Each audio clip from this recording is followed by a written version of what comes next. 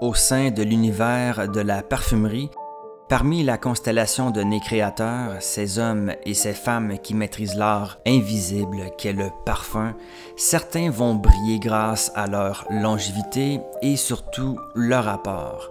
L'un d'eux est nul autre que le grand Jean-Claude Héléna. Il est un compositeur de parfums, comme il aime se qualifier, mais par-dessus tout, c'est un artiste travaillant. Il considère son métier comme de l'art, pourtant ne croit pas au talent inné. Le talentueux est celui qui n'a pas peur du labeur. Il est l'homme derrière des classiques délectables tels First chez Van Cleef & Arpels en 1976, L'eau parfumée au thé vert chez Bulgari en 1992, Déclaration chez Cartier en 1998, 59 parfums chez Hermès où il a travaillé 12 années avec des créations comme Terre d'Hermès en 2006, L'élixir des merveilles la même année, Un jardin en Méditerranée en 2003, qui a certainement aidé à le faire entrer chez les artisans du cuir l'année suivante. Il est aussi celui qui a fondé The Different Company avec Thierry de Basque-Macoff en 2000. Jean-Claude Héléna est un écrivain plutôt accompli avec l'apparition en rayon de 8 ouvrages car il adore partager ses idées et connaissances pour qu'elles foisonnent et en créent d'autres. Il est derrière la fondation de l'Osmothèque, une archive de senteurs basée à Versailles qui rassemble des odeurs du monde entier. Fortement influencé par le légendaire Edmond Rudnicka, sa maxime est « L'odeur est un mot, le parfum est la littérature ». Bienvenue à ce documentaire consacré au bulldozer gentil, l'écrivain d'odeur, l'unique Jean-Claude Héléna. Monsieur Héléna est né le 7 avril 1947. En France, en pleine Provence, au sein de la capitale mondiale de la parfumerie, soit bien évidemment Grasse. Là-bas, on produit des tonnes de fleurs. La ville est littéralement entourée de champs.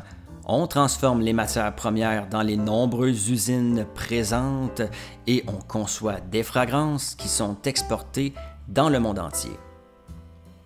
En fait, toute la ville vit au rythme de la parfumerie qui est au centre de l'économie grassoise. Chez les Héléna, le parfum est une histoire de famille. Son père, Peter, était parfumeur pour le géant Chery. Son oncle œuvrait aussi dans le même domaine. Le jeune Jean-Claude fut très tôt plongé dans cet univers et surtout conscientisé à l'importance des odeurs et de l'olfaction. Il a très vite appris à utiliser son nez et développer son odorat. Par exemple, enfant, son père lui disait qu'il fallait sentir son repas avant de le manger. Sentir, ressentir et petit à petit mettre des mots pour décrire. Son premier souvenir olfactif remonte à l'âge de 4 ans lorsque le déjà rebelle Jean-Claude commit un petit méfait. Grand amateur de biscuits comme la plupart des enfants, il en déroba en catimini dans le garde-manger de la maison de campagne familiale durant un été. Il devait utiliser une chaise pour atteindre la boîte de friandises placée à bonne hauteur. L'odeur des biscuits qu'elle contenait, il s'en rappellera toujours. Sacré galopin! Son premier amour de jeunesse est aussi lié à une odeur bien particulière. L'été, il allait avec sa grand-mère faire la cueillette du jasmin, chose très courante pour une bonne partie de la population de la région. Un jour, son regard croisa celui d'une jolie demoiselle qui s'affairait à la tâche. Héléna dit en entrevue qu'elle sentait le jasmin et la sueur. Depuis, ce mélange tout particulier est pour lui synonyme d'érotisme. Je suis curieux de savoir ce qui s'est passé dans ce champ de fleurs. En parallèle à tout cela, côté parcours scolaire, ça n'allait pas du tout. Il n'obtenait pas de bonnes notes, était un mauvais élève et ne se reconnaissait pas dans cette institution. Il détestait l'école absolument. Elena ne rentre dans aucune case, c'est un esprit libre et il en est toujours été ainsi. À l'âge de 16 ans, c'est assez, il ne veut plus continuer. Son père lui dit « Plus d'école, alors c'est le travail ». Et à Grasse, le travail, bien souvent, c'est la parfumerie. Par conséquent, il commença à travailler à l'usine Roure comme ouvrier. Et c'est à ce moment qu'un déclic important s'est produit chez Jean-Claude Elena. En tant qu'ouvrier, son labeur consistait grosso modo à déplacer en les roulant de gros fûts, soit des tonneaux remplis de matières premières, et nettoyer les alambics. Ces derniers sont d'immenses installations dédiées à l'extraction des arômes pour produire les concentrés d'odeur qui serviront à l'élaboration de parfums. Pour nettoyer un alambic, Elena devait entrer à l'intérieur en maillot de bain car il y faisait extrêmement chaud. Pour lui, ce fut une expérience quasi transcendante. Il témoigne, vous rentrez dans l'odeur. Il y a quelque chose de physique avec l'odeur. Il retrouve un état d'esprit dans l'industrie de la parfumerie grassois qu'il n'avait pas connu à l'école, la bienveillance. Il s'y sentait bien et accepté en tant qu'humain. C'est un monde de partage et de dialogue.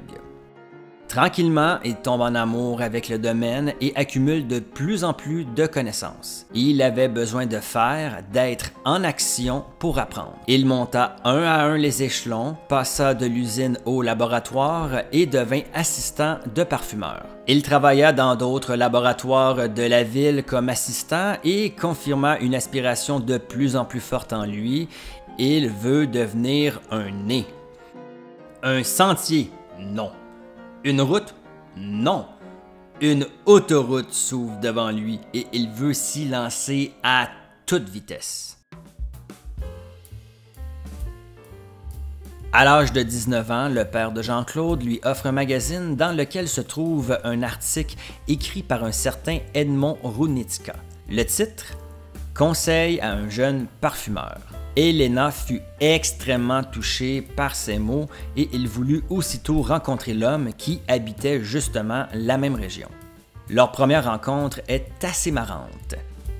Il alla à la maison de l'homme, cogna à sa porte et lorsque Roudnicka l'ouvrit, ce dernier dit « Tu pues, tu sens le détergent. Reviens demain et peut-être nous parlerons. » Elena venait de trouver son mentor. De ce premier choc se développera une grande amitié entre les deux hommes qui va perdurer dans le temps. Edmond Roudnicka, malheureusement décédé, était un parfumeur plutôt accompli et aussi un écrivain. Un nez qui voulait transmettre ses connaissances. Il est derrière des parfums comme Moustache Eau de Cologne de Rochas, Eau sauvage de Dior, L'eau d'Hermès et Femme Rochas. Il a été le premier qui a écrit sur une éthique et une philosophie du parfum et donne une vision, une manière de penser le parfum. Il eut une grande influence sur Jean-Claude. Je dirais qu'Elena est en continuité de Roudnicka, tant pour sa volonté d'apprendre aux autres que par sa façon de travailler les parfums en étant le plus simple possible.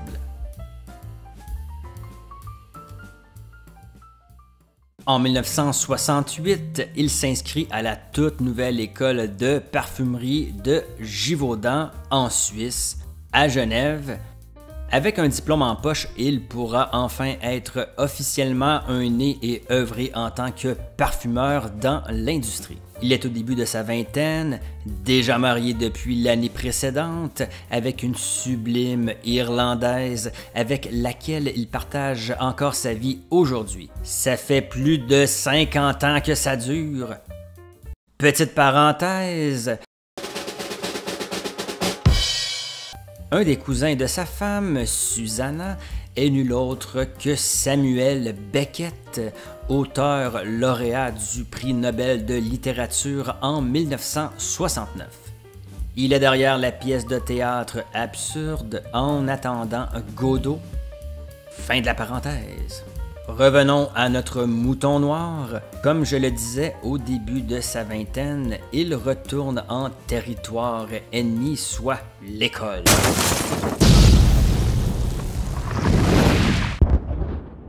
Ok, ce n'était pas si pire que ça, mais ça s'est très mal passé.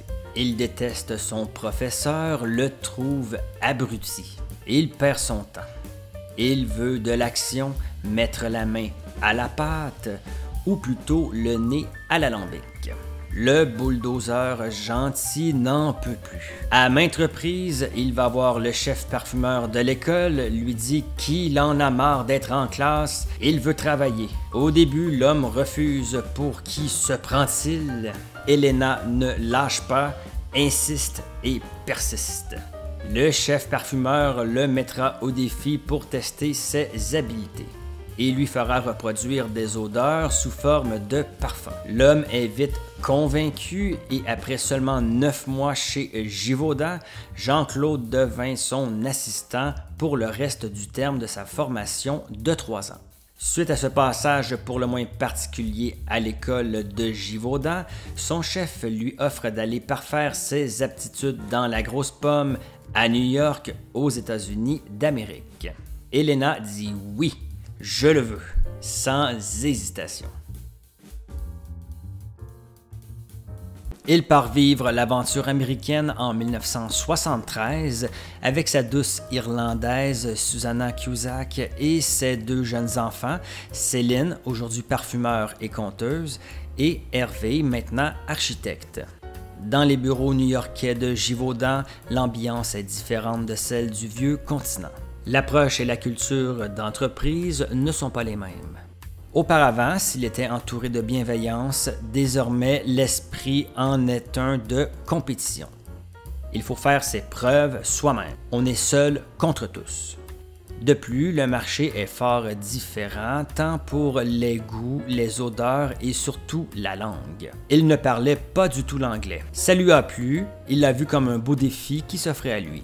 La famille vécut en territoire américain pendant 1 année avant d'être rappelée en Europe, à Paris cette fois, toujours pour Givaudan. Le temps passe et au début de l'année 1976, âgée de 28 ans, Elena signe son premier parfum qui deviendra un véritable classique, soit First pour la maison de joaillerie Van Cleef & Arpels, un parfum bijou. À cet âge, il se rappelle être une éponge qui se nourrit du marché existant. Il sent ce qui existe déjà, s'en imprègne et tente de le comprendre. Ce qu'il ne fait plus de nos jours en passant. Pour Van Cleef & Arpels, il essaya de comprendre la philosophie de l'entreprise car c'était la première fois qu'une joaillerie mettait en vente un parfum. Il se demanda ce qu'était le luxe. Sa réponse, quelque chose que les gens n'ont pas. Ensuite, il s'inspira des parfums qui fonctionnaient à cette époque. Par exemple, l'intemporel numéro 5 de Chanel et le Fiji de Guy Laroche. Il en copia la silhouette et ajouta des éléments comme la narcisse, la cassis et la mandarine. Cette proposition luxueuse fut acceptée par son client et la suite est bien connue. Un best-seller, un timeless venait de voir le jour. Sa renommée augmenta drastiquement et ce fut le début d'une formidable aventure. Un passage de 28 années le mènera directement chez Hermès en 2004, durant lequel sa notoriété se concrétisera. Voici les grandes lignes qui tapissent cette période faste de la vie de Jean-Claude Elena. Parenthèse, j'ai croisé plusieurs sources ensemble pour vous offrir l'information la plus exacte possible. Malheureusement, ce fut plutôt difficile d'y parvenir, soyez indulgents. En 1976, après son récent succès pour Givaudan, il quitte la boîte suisse avec 2 autres collègues pour aller œuvrer chez Lautier à Grasse. En parallèle, il développe en 1979 et 1982 2 parfums pour la maison de niche L'Artisan parfumeur. En 1981, la petite société Lautier est rachetée par Floracinte. Cette dernière n'apprécie pas la façon plutôt coopérative de travailler mise en place par Helena. On le trouve alors dangereux et le qualifia de communiste de la parfumerie. Il est renvoyé en 1986 et retourne travailler pour Givaudan à Paris. En 1992, il créa l'iconique eau parfumée au thé vert chez Bulgari, un parfum avec lequel Helena a véritablement trouvé son style, sa signature, soit la beauté dans la simplicité. La même année, avec les rumeurs et le climat d'instabilité de la possible fusion entre Givaudan et Rohr, il accepte un contrat de 3 années chez l'Allemand Harman et Reimer à New York comme chef parfumeur, une période durant laquelle il ne produit pratiquement pas. À son retour d'Amérique, je n'ai pu trouver avec certitude pour qui il travaillait. Il semble perpétuer une certaine collaboration avec désormais Rohr-Givaudan, mais chose certaine, il signera un hyper classique de la parfumerie masculine, soit Déclaration de quartier en 1998. Helena amorcera une période riche de sa vie.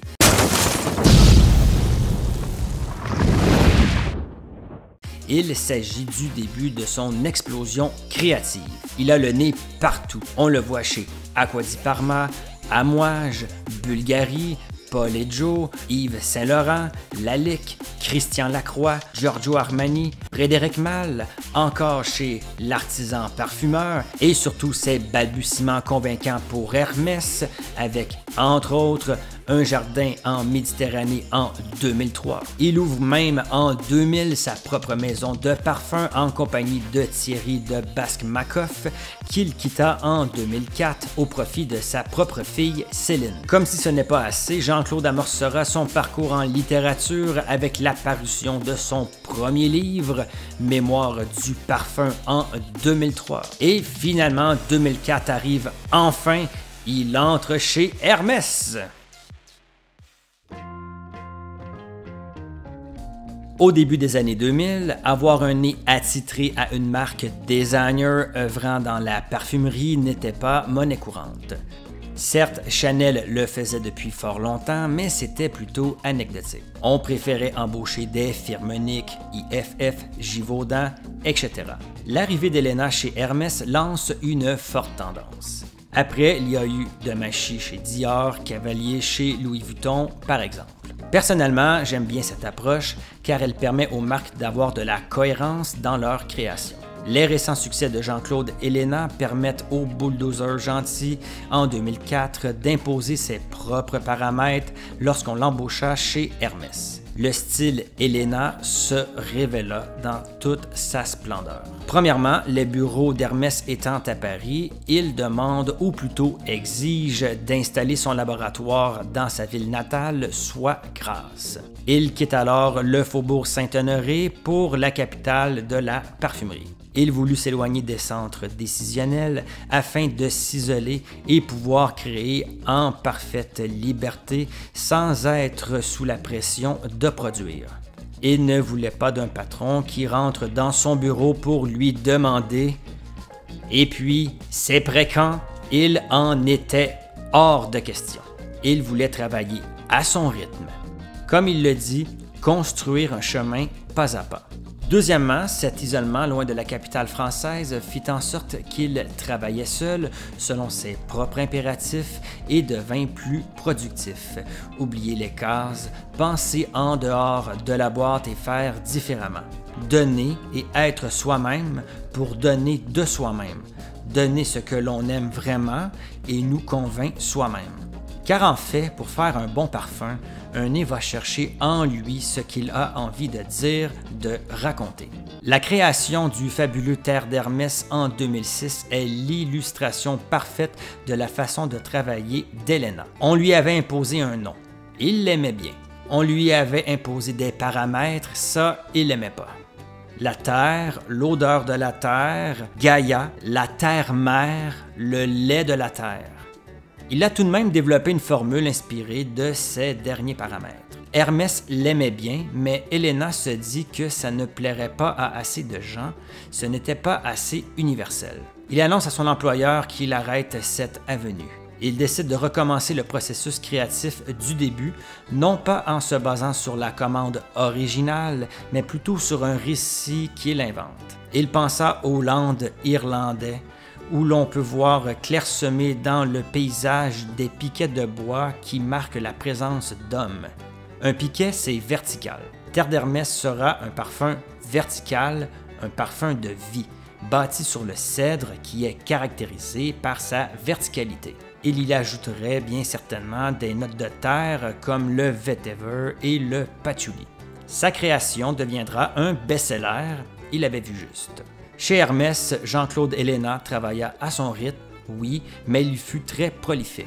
En 12 années, il est l'auteur d'une cinquantaine de parfums, pour une moyenne d'environ 4 jus par année. On note certainement les collections Hermès Essence, Un Jardin, Terre d'Hermès et Les Merveilles. En 2016, il prend sa retraite de chez Hermès et ça ne sera pas pour aller jouer au golf ou se faire bronzer toute la journée sur la plage. Non. Helena va connaître un second souffle créatif hors du commun. Nous sommes maintenant en 2017, il a 70 ans et un élan de jeunesse semble avoir déferlé sur l'homme. Il se déchaîne littéralement. Depuis, on peut apprécier de ses créations chez Lucien Ferrero, Frédéric Malle, Laboratorio Olfativo, L'Authentique, Paris Monte Carlo, The Different Company et surtout avec Le Couvent Maison de Parfum dont il devient le directeur créatif en 2019. Vive la retraite! Il n'a jamais autant produit, cet homme est en feu. Il semble bien que Jean-Claude fera des parfums jusqu'à son dernier souffle car c'est ce qu'il aime faire dans la vie. Aujourd'hui, il travaille seul, sans assistant. Pour lui, le bonheur, c'est de peser ses formules, un plaisir physique, sensuel, voire charnel avec la matière. La façon de penser d'Helena est à la fois inspirante et intéressante. En entrevue, il partage davantage sur sa philosophie que sur ses accomplissements. La création. Pour lui, c'est une forme de générosité, un don aux autres. Il n'y a pas de bonne création si elle n'est pas généreuse. Une fois qu'elle est offerte à l'univers, il faut s'en défaire et passer à autre chose. Elle n'appartient plus à son auteur. Créer un parfum, c'est essayer d'éveiller des émotions chez les autres sur lesquelles on n'a aucun contrôle. Le parfum est une étincelle qui allume un feu dont on ne connaît pas l'ampleur à l'avance. Comme quoi un parfumeur est un faiseur d'étincelles. La simplicité avant tout. Helena vise la complexité dans la simplicité. Cette mentalité a lentement fait son chemin dans sa façon de travailler. Sa transition vers la simplicité a commencé avec le Bulgari eau parfumée au thé vert de 1992 que nous avons vu plus tôt. Ce parfum a 19 composantes seulement. Le First, son premier succès en 1976, en avait 160. Pour arriver à être simple en parfumerie, ça demande de la maîtrise, car la simplicité enlève le droit à l'erreur. C'est l'équivalent d'une trapéziste qui œuvre sans filet pour la rattraper. Au lieu d'avoir un éventail de centaines de produits pour créer, il en dispose désormais de moins de 200. Ces formules sont très courtes, 20 à 30 éléments seulement, au lieu des 100 à 200 habituels. Un esthétique de l'épure, la ligne claire, exprimer le maximum de choses en étant simple. Son processus créatif.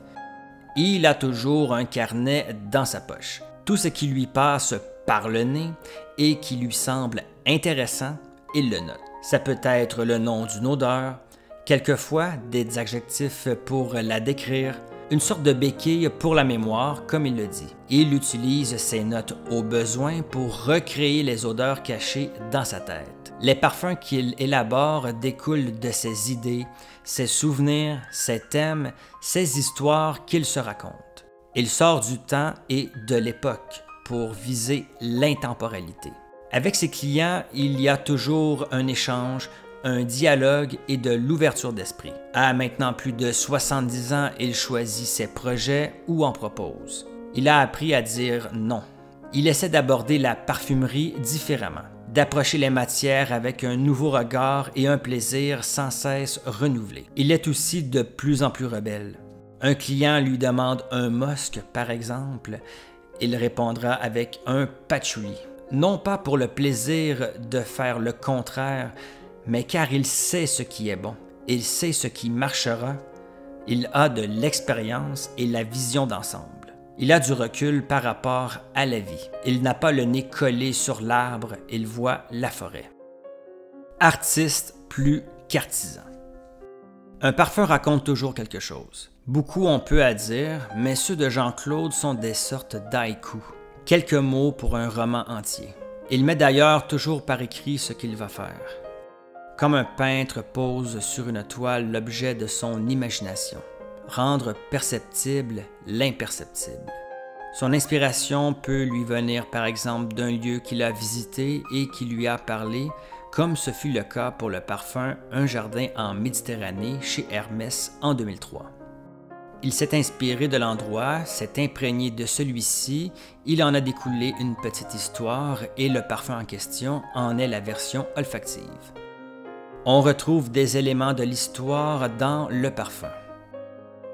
Il se considère d'abord artiste et ensuite artisan, même si ces deux entités cohabitent dans son travail. Il ne connaît jamais à l'avance la destination finale, soit le rendu d'un parfum. Il le découvre chemin faisant. C'est une aventure solitaire à chaque fois. Le métier de parfumeur est un métier artistique, donc un métier solitaire. Nous ne sommes que les autres. Le biologiste français Henri Laborit a un jour écrit cette phrase que j'apprécie tout particulièrement et c'est avec grande surprise que j'ai découvert que M. Helena fut grandement influencé par cet homme. Un des livres qui l'a le plus marqué a été La Nouvelle Grille, une œuvre qui l'a inspiré lorsqu'il mit sur pied l'équipe de parfumerie chez Lautier. Une façon de travailler totalement horizontale, sans hiérarchie, teintée d'ouverture et de partage. Jean-Claude se voit comme le résultat de ce qu'il a vécu. Il est la somme de ses rencontres avec les gens, des livres qu'il a lus, des endroits où il est allé et de son labeur. Il est l'aboutissement inachevé de son propre processus de socialisation. Voilà pourquoi il aime autant parler de son métier et partager son expérience. Tout lui vient des autres, alors il retourne l'ascenseur tout simplement. Il partage ses idées pour qu'elles foisonnent et créent d'autres idées. Jean-Claude Helena a reçu plusieurs prix et récompenses au cours de sa carrière. En voici quelques-uns. En 1999, le First chez Van Cleef & Arpels a été intronisé dans la catégorie Hall of Fame. En 2010, Eau de Gentiane Blanche chez Hermès a reçu le prix Coup de cœur de la rédaction de Marie-Claire. 2011, il est nommé au grade de Chevalier des Arts et des Lettres. 2014, le Fifi Award du parfumeur de l'année. 2014, Jour d'Hermès, catégorie meilleure fragrance nouveauté féminine. 2015, Cuir d'Ange chez Hermès, meilleur parfum exclusif de grande marque. 2016, le Jardin de Monsieur Lee chez Hermès, catégorie meilleure fragrance masculine et meilleure fragrance féminine en distribution sélective. 2017, le Terre d'Hermès, catégorie le prix des 25 ans de la fragrance Foundation. Et c'est à peu près tout. En plus de ses récompenses, M. Helena donne plus qu'il reçoit et il écrit beaucoup de livres. Mémoire du parfum en 2003, La note verte en 2013, L'écrivain d'odeur en 2017, La fabuleuse histoire de l'eau de Cologne 2019, Atlas de botanique parfumée en 2020, Le parfum que sais-je en 2021, Journal d'un parfumeur en 2021, Petit lexique des amateurs et prix d'odeur et de parfum 2021, quelle belle année. La question est: où trouve-t-il le temps de dormir? En 1990, il a fait partie de ces gens qui ont ouvert l'Osmothèque, un conservatoire qui retrace l'histoire de la parfumerie et archive des milliers de parfums de partout et tous les temps, se situant à Versailles. Jean-Claude Héléna fait du bien à la parfumerie. Elle est tant malmenée par le capitalisme et l'appât du gain. Son approche artistique devrait servir d'inspiration à l'industrie. Il ne sert à rien de produire en quantité si on laisse de côté l'amour, un ingrédient primordial. Le parfum est de l'art et découle d'un processus créatif. Merci Monsieur Héléna, merci à l'écrivain d'odeur, au compositeur de parfums, merci pour tout. Je vous laisse avec une dernière citation, allez, on se gâte. Dans ma tête, c'est comme la voûte céleste, où chaque étoile est une odeur. Et pour créer des parfums, je relie les étoiles entre elles. Merci beaucoup de m'avoir accordé votre temps. Pensez à liker et commenter la vidéo. Abonnez-vous aussi. Comme d'habitude, sentez bon et à la prochaine.